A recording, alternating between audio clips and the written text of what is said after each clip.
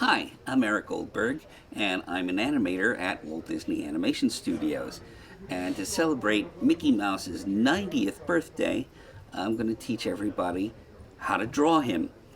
So let's start way back during his premiere in 1928.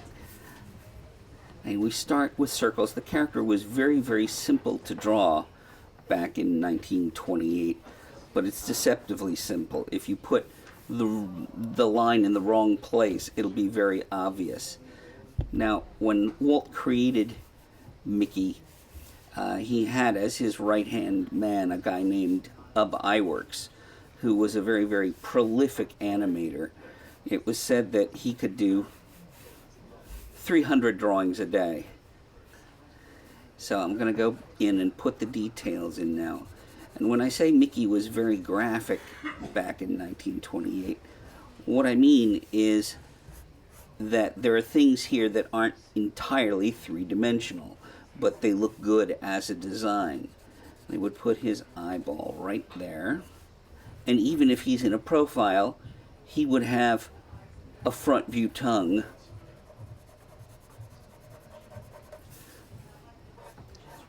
The ears were smaller circles. Animator Ward Kimball used to say, you know, if you had a 50-cent piece and 2 nickels, you could draw Mickey Mouse. Anyway, his hands were based on circles with the fingers coming out. But if you're looking for any real anatomy on Mickey, forget it. He didn't have fingers, he had bananas. 2 buttons, his trademark. This is when Mickey didn't even have gloves on his hands yet.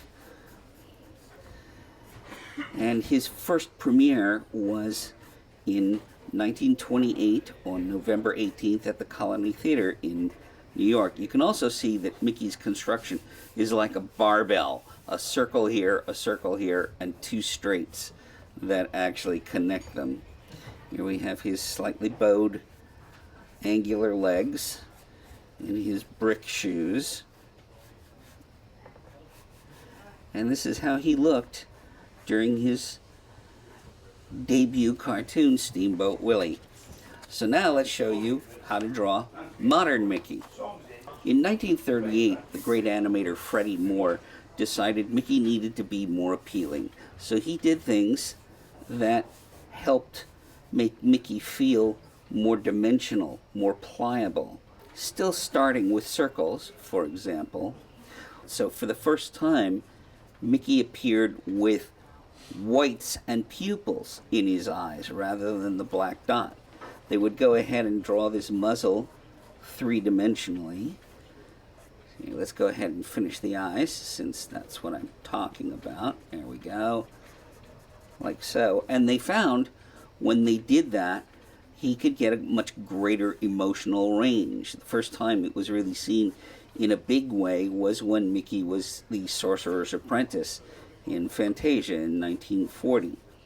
You can also see that the way we're drawing the mouth here, it's much more fluid, much more pliable.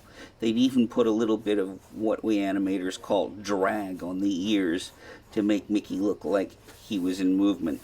Now, instead of this barbell body, Freddie Moore gave him a pear-shaped body, like so, which tended to make him more appealing. So they would actually plant the buttons so it looked like they were, you know, following the form of that shape. Mickey also, in the 1930s, acquired gloves. So we'll put the gloves on here, and I think everybody recognizes Mickey's gloves.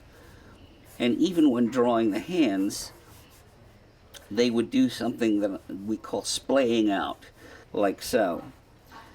They would go ahead and make his legs more fluid.